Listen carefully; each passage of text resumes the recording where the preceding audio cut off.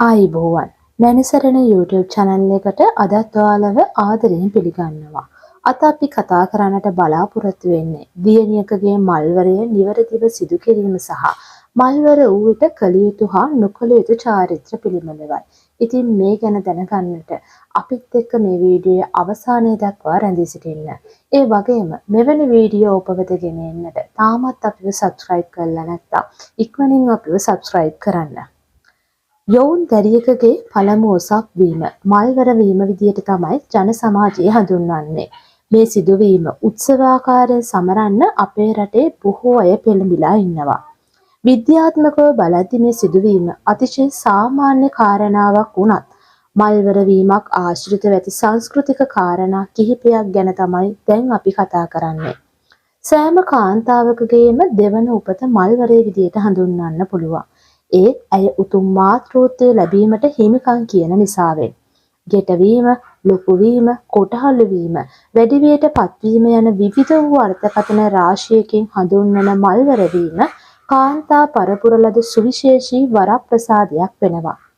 වැඩිවියට පත්වීමේ නිර්දේශිත වයස ලෙස අවුරුදු 10ක් 14ක් අතර කාල පරාසය හැඳුන්වුණත් කලාතුරකින් ඉතා අඩු වයසින් එනම් අවුරුදු 5-6 වන විටත් වැඩිවියට පත්වන දරුවන් මේ සමාජයේ දකින්නට ලැබෙනවා.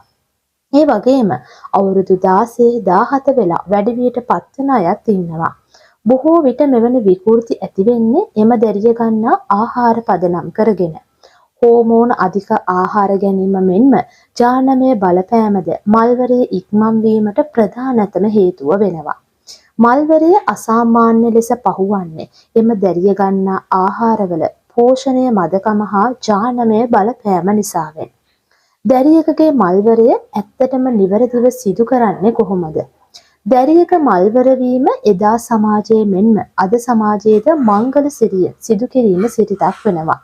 මල්වරේ දැනගත්තු විගස මව තවත් කාන්තාවක් සමග ජ්‍යොතිෂ වේදියා හමුවීමට ගොස් බුලත් අතක් පිටිනමා දැනියේ මල්වර වූ බව සැලකර සිටිනවා. ජ්‍යොතිෂ්‍ය හමුවීමට යෑමේදී පිරිමි අයෙක් යනවන යන්න හැකි වෙන්නේ තමන්ගේ දරුවගේ පියාට පමණයි.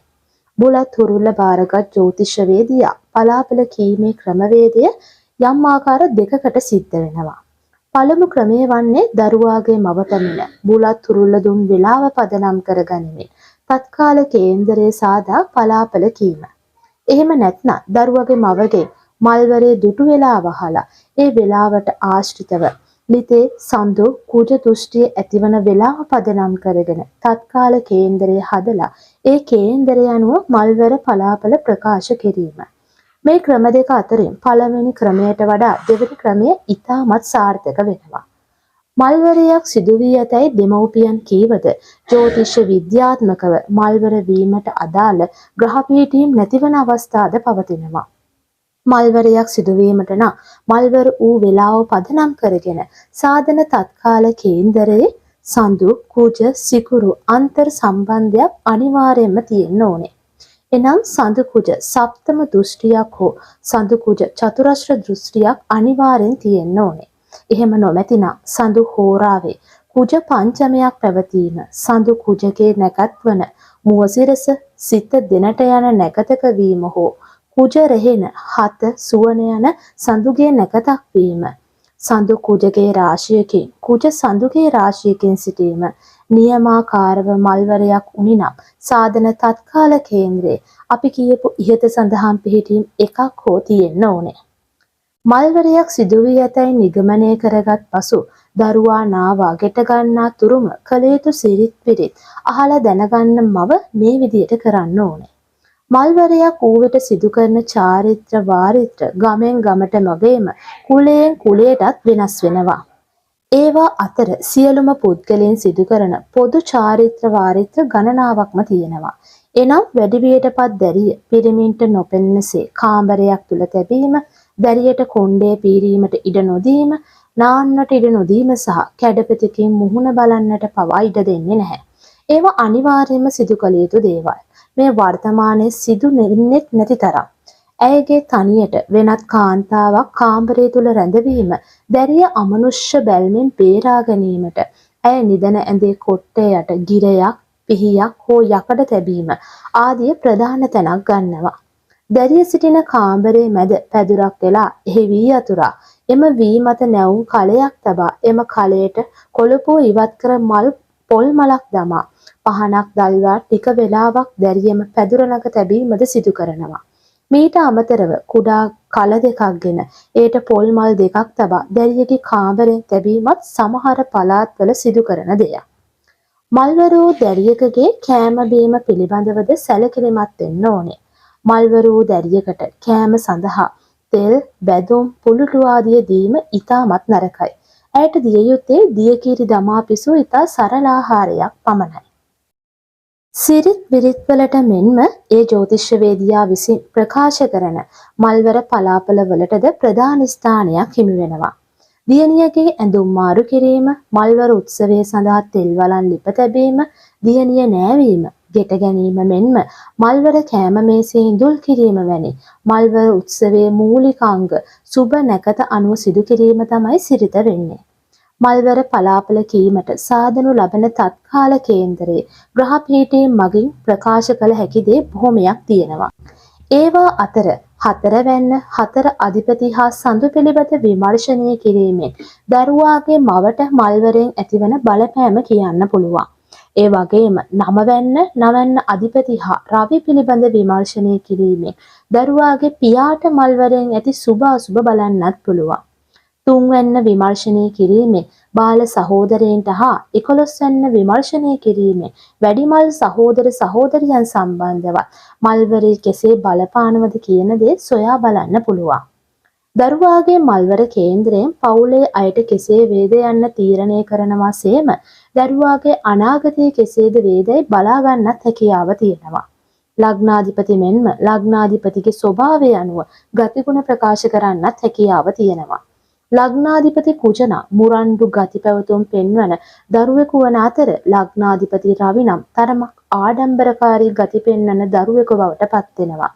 මල්වර කේන්ද්‍රයේ ලග්නාධිපති ගුරු නම් සංවර ඥානවන්ත වන අතර ලග්නාධිපති සඳු නම් සෞම්‍ය වෙනස් වන ගති ඇති අයෙක් වෙනවා. ලග්නාධිපති බුධ වෙනවන ඥානවන්ත වන අතර ශනි නම් කම්මැලි අයෙක් වන්නටත් හැකියාව තිබෙනවා. මීට අමතරව තත්කාල කේන්ද්‍රයේ ලග්නයට අනුව පලාපල බොහොමයක් ප්‍රකාශ කරන්න පුළුවන්. එනම් මල්වරු වූ දිනය, නැකත, තිථිය, යෝග, කර්ණය හා හෝරාවට අනුවද පලාපල පවසන්න පුළුවන්.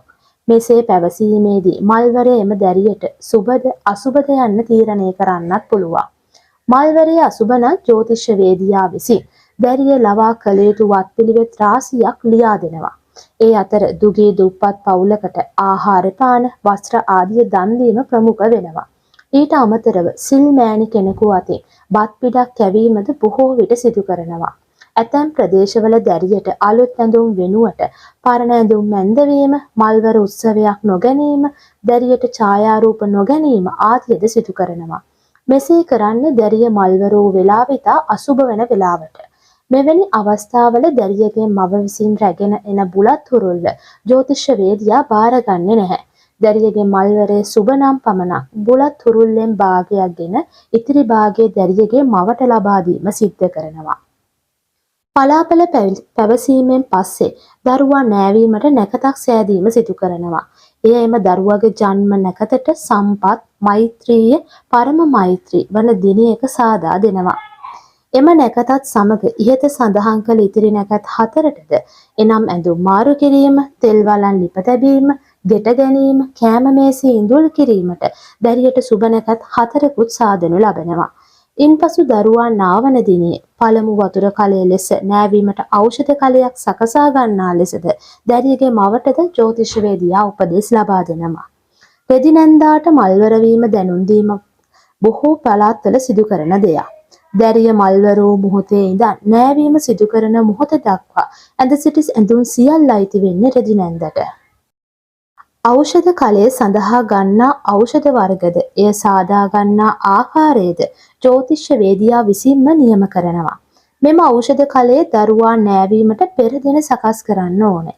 ඒ සඳහා රත් හඳුන්, මුරුවා මුල්, වියලි ඉඟුරු, අමු කහ, වද කහ, ගල් සෙව, කලාදුරුවල, ජමා මාංශ, සපු මල් කැකුළු වෙනිවැල්ගෙට සුවඳ කොට්ටන් ඊතන සමන් පිච්ච මල් යන ද්‍රව්‍යයන් සමාන ප්‍රමාණවලින් ගෙන නැවුම් කලයකට දමා වතුර පුරවා ගින්නෙන් කකාරවා නිවෙන්නට හැර රොඩු මිරිකා ස්නානයට අවශ්‍ය ඖෂධ ජලය සකස ගන්න ඕනේ.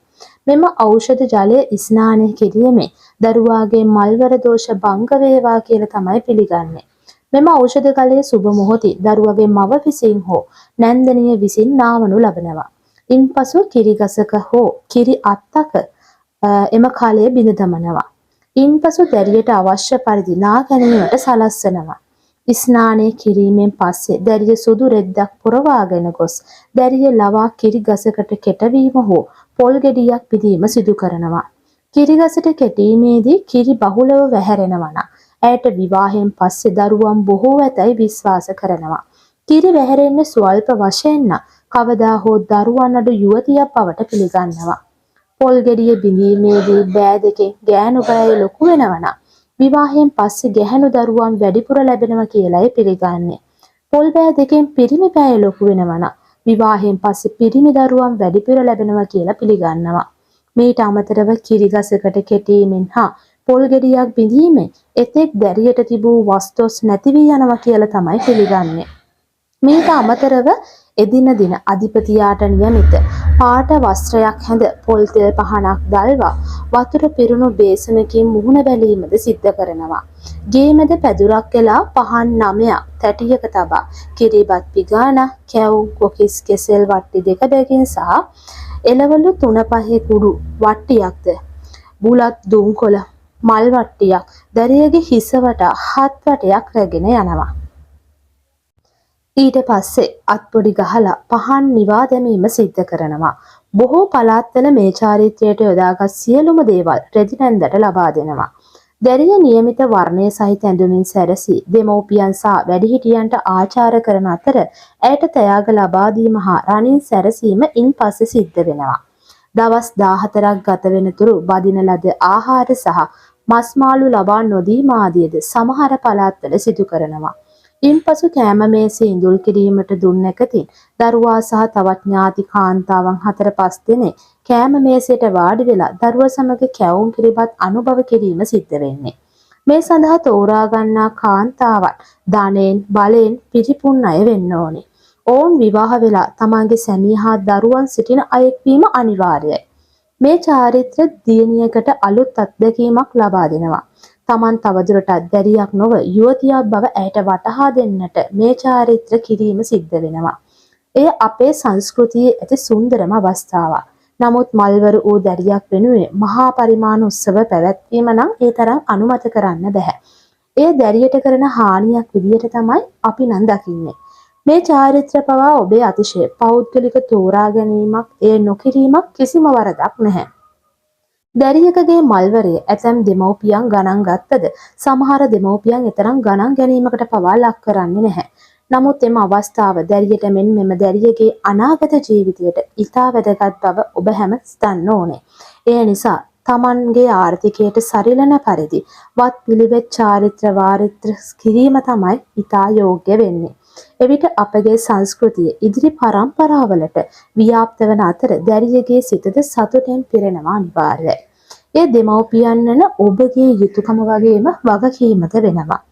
අද වන විට මල් චාරිත්‍රය රටින් තුරන් වෙලා යන බවක් පෙනෙන්න තියෙනවා. ඒකට හේතුව නම් ගොඩක් දෙනා මේ ගැන හරියට දන්නේ නැතිවීම. මෙම සංස්කෘතික අංග ගැන ඔබව නිවැරදිව දැනුවත් කිරීම සඳහා අපගේ නැනසරණ නාලිකාව හරහා අපි තවත් වීඩියෝ ගෙන එන බව අමතක කරන්න එපා. ඉතින් ඔබව දැනුවත් කර මේ සියලු දේවල් තවත් වීඩියෝ එකකින් අපි හමු වෙනතුරු සියලු දෙනාට යහපත් දවසක්.